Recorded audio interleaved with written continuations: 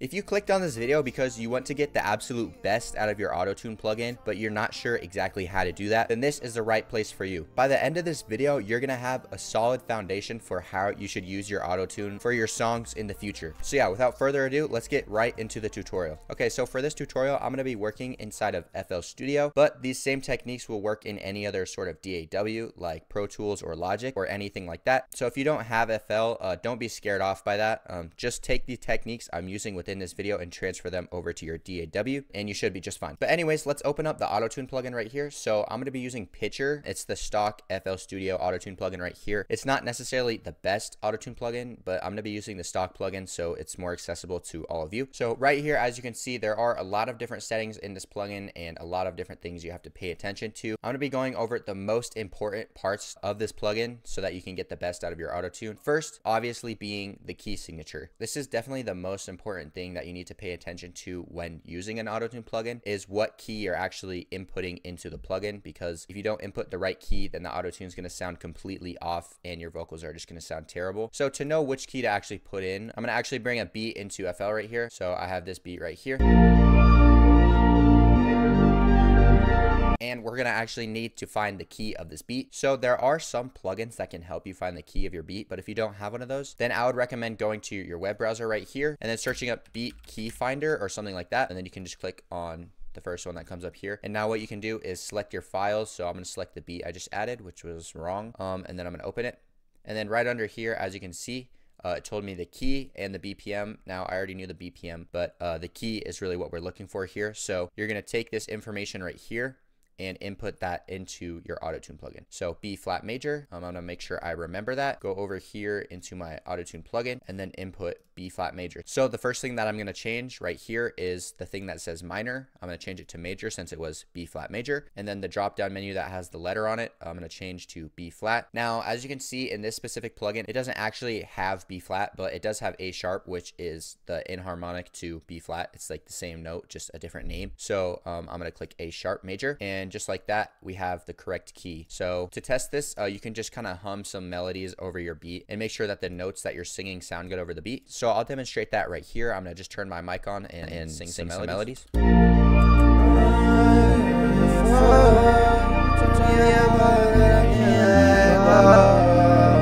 So yeah, as you can see, those notes were sounding pretty good over the beat. So that's how you can make sure that your AUTOTUNE plugin is outputting the correct key signature that will match your beat. One thing that you probably did notice though when I was singing that is how robotic my voice sounded. Now it's going to be different for every AUTOTUNE plugin depending on which one you have. But for this one specifically, the way you can change the like roboticness or heaviness of the AUTOTUNE is this retune speed knob right here. So the more I turn it up, the heavier the AUTOTUNE is going to be. Usually for my songs and my voice specifically, I like to have it around medium. I think it just suits my voice well and I like the way it sounds. I don't necessarily like my AUTOTUNE to be too heavy. Now that is the cool thing about using an AUTOTUNE plugin though, is that for one song you can have a heavier retune speed if you turn it up and make more of like an AUTOTUNE-y sound to your vocal. And then if you want like a cleaner, less robotic type vocal, you can turn it down for a different song or a different part in the song. So I'll demonstrate how this actually works right here. So I'll have one recording on the heavy retune speed and then I'll record the same thing on medium retune speed and show you the difference.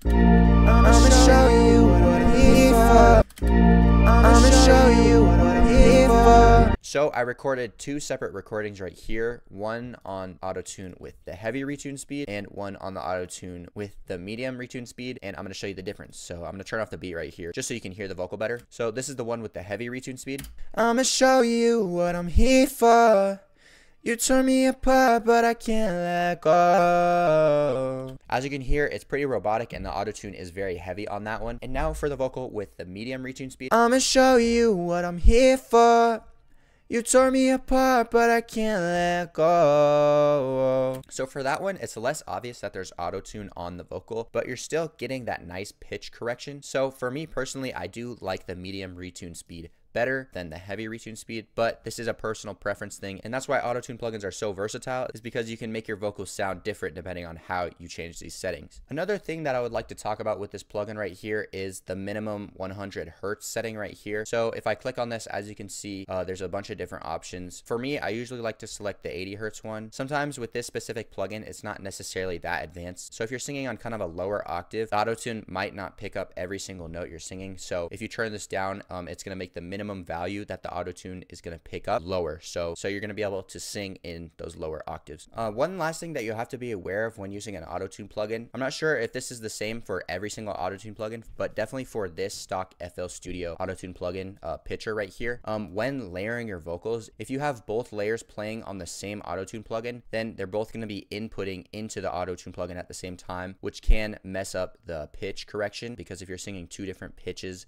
at the same time on the same plugin, it is going to confuse the plugin a little bit. So I'll demonstrate how that can sound if you have two vocals playing on the same auto-tune plugin that are clashing. But usually this only really happens when you are singing like a harmony or something. When there's two different pitches sounding at the same time, they're going to clash more than if you're singing the same pitch at the same time. See, as you can hear at the end right here, when I'm singing two different notes, the auto-tune plugin gets confused and those notes start to clash and not sound very good. Can't let go. It just doesn't sound great. So I would recommend either routing your vocals to a different auto-tune plugin so they're playing on two completely different plugins. Can't let go. That will completely fix that problem, and it's easier just to have two different plugins so you don't have to worry about it. Now, getting into the fun part, if we add auto-tune to a vocal mix, this is where auto-tune really shines, because if you have a really clean and well-mixed vocal that you then put an auto-tune on, you're going to get a really professional sound. And yeah, I'll display that right here. So I'm going to load up one of my vocal presets right here. And yeah, actually, if you want to download this preset,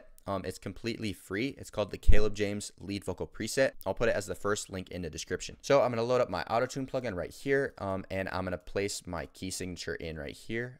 It was A sharp major. Turn the minimum down just because I might be singing in a lower octave, and then put the retune speed onto medium. Same settings as before that we just talked about. So I added a parallel compression bus so I could make the vocal a little bit louder so you guys can hear it better, and then just a reverb on there. But as I said before, with a full clean vocal mix, this is where the auto-tune really shines, and this is where you can get the most out of your auto-tune plugin. I'll show you what I'm here for. So I just recorded a little thing right there so I could demonstrate why the auto-tune actually sounds better with a mix, but I'll just play it for you so you can hear yourself. I'll show you what I'm here for. You tore me apart, but I can't let go. So obviously that's just a small little clip right there, but as you can hear, with a clean vocal mix, this is how you can really get the most out of your auto-tune plugin. So I hope you learned something in this video. If you did, I would really appreciate a like and possibly a sub. Again, you can download the vocal preset I used in this video. It's called the Caleb James lead vocal preset, and it's completely free. I'll put that as the first link in the description. But yeah, anyways, thank you for watching, and I'll see you in the next video.